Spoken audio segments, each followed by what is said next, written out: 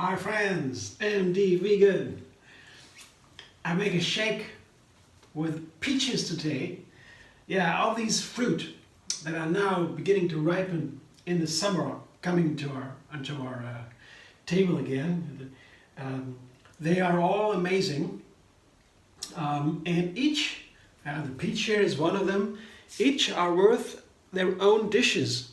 I make an own dish just with a peach. That's the main ingredient. I add some cashews and some dates. Here I have, well, that is not even half a cup. It's a third of a cup of cashews. And I have a dozen dates, or 10 or so, depends on the size. And I never made a peach shake like that. A shake, fruit shake, is basically, in my understanding, you have a fruit, you have a nut milk, blend it up and enjoy. You get the best flavors of that fruit. Yeah, in this case it's a peach. And I don't know, I have made some apricot shakes in the past, and I found I can't do it with a cashew nut. I had to take a macadamia nut. And so there are other examples where you cannot always take any ingredient together with the cashews, for example. It doesn't work because the apricot has a special sour flavor affinity, I would say. Others might have a different opinion, but that sour flavor in the apricots has consequences for the other ingredients you add to it. And I want to take in the smallest number of ingredients to really put the one fruit in the focus. Yeah? The minimal number of ingredients in my recipe is always 3. Yeah, I could also do that's a compromise. I could also say I put one ingredient in 3 ways. Yeah, cut it, blend it, yeah, or something that would be 2. Yeah, another one, juice it maybe. Yeah, you have different ways to process an ingredient. That could also be number 3. Yeah, but 3 has to be there, and usually the easiest way is take one ingredient and 2 others to make it something nice, because you have only 2 ingredients. That means it is a very, very simple recipe, and it might be not so exciting. So I want a general rule that keeps me going for years and years, as I've been doing here, every day new recipe, to get to explore the endless vegan variety. And such a rule that makes it easy to keep going, that should have at least three ingredients, because then it gets exciting. And with 2, it can be exciting even with 1, but the chances are it is not always. With 3, it is pretty much always. So that's the easy rule, and that's why 3 ingredients least the minimum. And here is cashews and dates. For example, I could add a banana to make it nice, but that would add a completely new ingredient, a new flavor. The banana flavor can be very poignant. If you have only one main ingredient here and you add a banana, then you might add a very specific flavor to that. You can do that, it can be delicious, but it's not the same. Yeah? To make it simpler, I prefer only 2 other ingredients and not the banana today. Yeah, that's in short the explanation why I do this kind of recipe. But what I want to show you today, here I have already 3 of these nectarines cut into small pieces, peaches, sorry, not nectarines, peaches. It's a different one. I want to show you today how to cut it, because I found that with these nectarines and peaches especially, I have always the problem to get it from the pit. The pit is really embedded in the flesh, and oftentimes the flesh sticks to the pit and you can't get it off. That's unfortunate, but how to do it easy I found out. You see this line here, every peach and every nectarine, they have these lines here. They go right around, and you cannot cut along the lines, because then you cut right into the pit. Instead, I cut against the line, yeah, like this. Yeah, here, that is cutting against the line here, you see? Crosswise, not the line. And I show you why, because now I can just save the juice over the bowl. I just do this, turn it, yeah, and here, you see, then I can open it easily. The other way around it would not work. You see, here's the pit, and the pit has a hole here, it's opening, and you would cut right into the pit. And then you have a problem. You don't get it loose. Here it sticks. So if you want to cut the flesh from the pit, yeah, you can't do it another way. I tried many ways. To me, there is no other way. It's the best way. And now, because here's the pit, and this part is problematic, I have to make 2 more cuts. 1 and 2 to get these slices here. Yeah? These wedges. And now I can take them off the pit. Like this, that is easy. 2 or 3 cuts, maybe 3 is even easier. I got now 2 cuts. Even that is a problem. But 3 cuts, 1 cut more is easy, but it works with 2 also. 2 or 3 cuts. So get these wedges. And once you have the wedges, yeah, I can cut them into quarters or 8. Make sure that there is nothing off from the pit in the center. There's a little pit remainder of the pit in the center. I just take it out because that would not be so nice. The power blender has no problem. It blends everything, but it's not so nice to have it all in there. Get the pit out is better. Otherwise, you might have a little bit something unpleasant. So that's what I wanted to show you. Now, quickly to the blending. There's one more problem with the blending because first now the peaches to explore this wonderful flavor. Then 3rd cup of cashews here. Just tentative. I don't know. Maybe I need less or more. Yeah, that was in other recipes with the apricots and the nectarines. Well, an issue. Couldn't take as many nuts as I wanted.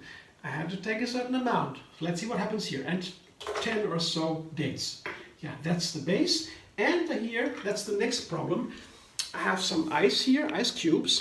Yeah, about 2 cups of ice cubes. Because if I blend this, especially with the peaches, also nectarines, they have a dark peel. The skin is dark and very dark. And when you blend it, it takes a long time for the whole peel to get really up into the blender and smooth. But you know, the peel is important because it has a lot of these flavors that most of the time with these fruit, most of the nutrients, the healthiest nutrients, are in the peel, like lemons, also with these fruit here, with the peaches, because that is a physical law of physics. The heavy nutrients go always on the outside. They have a spiral. When they grow, there is a spiralizing movement that brings the heavy pieces, the nutrients are heavier, to the outside. So they are concentrated at the outside. So it's good to eat the peel. And so it has to blend longer. Also the dates and the cashews have to blend longer. And if I have no ice in there, it could be a warm shake. And these warm shakes in summertime, well, I'd rather have it a little bit cooler and still blend a little bit longer, so that's why. And some water to get the blender started. The ice cubes are not liquid.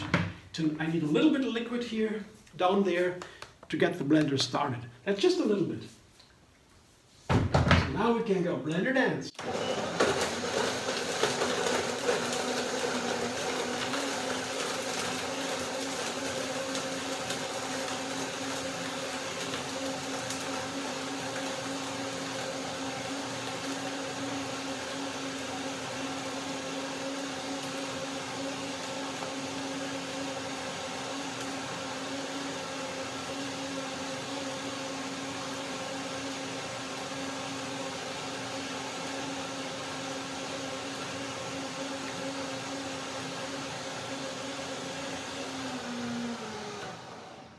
At first sight, that looks nice, but here you see the little dots here. That's from the peel, the dark dots, and that takes some time to get them really into the creaminess. But because it is a lot of different flavor, the better you break it down, everything, the better is the flavor usually, because all the nutrients get into the blender and into the liquid, and then the nutrients are absorbed. That is one thing that is so good with blending. Yeah? When you blend the food, you get a lot more of the nutrients into the system. You absorb it easier. That's why the smoothies are so nice, because you get more from the same food. It saves you money.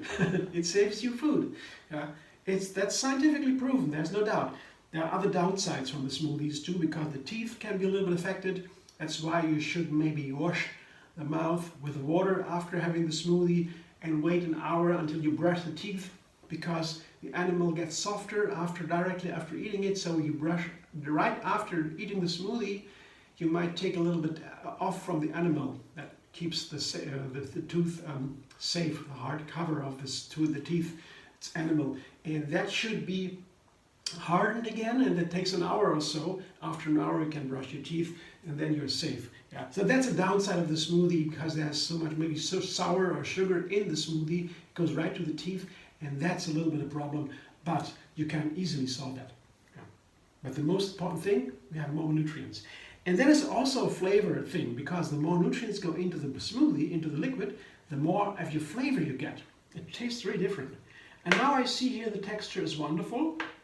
That's what a shake should look like, in my opinion. And let's see what it tastes like. It has to be the peach flavor there in the foreground. That's what I want. Let's see. Yeah, that's a peach. That's a peach.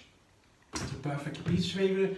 One can argue some more, some less dates, as you wish. But I would say the cashew amount is okay. That's nice. Yeah, it works.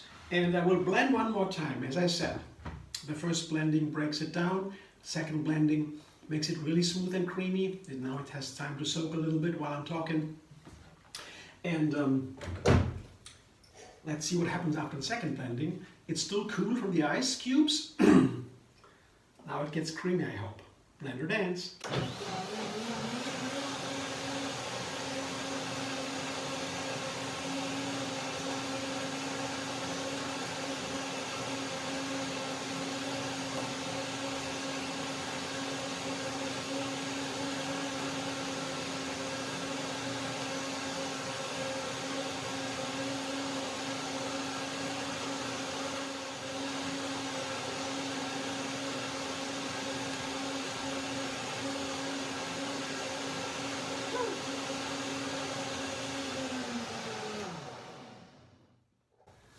There's still some dots, but it's okay now.